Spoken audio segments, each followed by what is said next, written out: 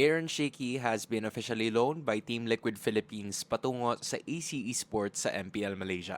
You know what time it is? Hands in. Sorry guys, una sa lahat, I'm kinda sick, so please bear with me kung medyo barado yung boses ko, but I do not want to let this news go. Kasi finally, posibleng makita na natin si Aaron Shiki na mag-compete sa MPL after missing him from months dahil nga nawala siya sa Team Liquid Indonesia at hindi rin siya nakapaglaro sa Pilipinas. Pero kahit ganun pa man, I just wish this guy nothing but the best. Kasi siya yung sumalo sa TLPH nung wala talaga sila mahanap na gold laner. Unfortunately, hindi nga naayos yung papeles niya ng maaga and hopefully ngayon napupunta na siya sa Malaysia and he will be representing a different team, maibawi niya yung career niya doon. Meron naman siya mga pamilyar na makakasama sa ACE Sports sa Malaysia. Kasi nandun si Coach Adi, yung dating coach ng Onyx Esports na ngayon lumipat na rin ng Malaysia, at si Widdy, yung roamer niya sa Team Liquid Indonesia na import na rin ng AC Esports. So since meron na siyang dalawang Indonesian imports na kasama niya doon sa team mismo, I think the question of comfortability is no longer a question. Ang magiging tanong na lang dito ay kung kaya niya ba na mapalitan si Kusei. Because again, Kusei is one of ours. He has been a Filipino import in Malaysia for quite some time. Yung record ng AC Esports ngayon, unfortunately, is 1-3 and they are number 6 sa MPL Malaysia. They're probably gonna try Aaron Shiki kasi nga meron ng comfortability with the coaching staff and the roamer para rin mas maganda siguro yung communication nila. But he has to really show out kasi hindi rin basta-basta yung ka-rival niya in terms of his role. Baka makita din natin na magpalitan si Kusei and si Aaron Shiki over the course of the regular season. Pero magiging malaki yung choice ni Coach Adi dyan sa kung sino yung maglalaro pagdating ng playoffs. Kung makakapasok sila ng playoffs. Would you go for Kusei or would you go for Aaron Shiki?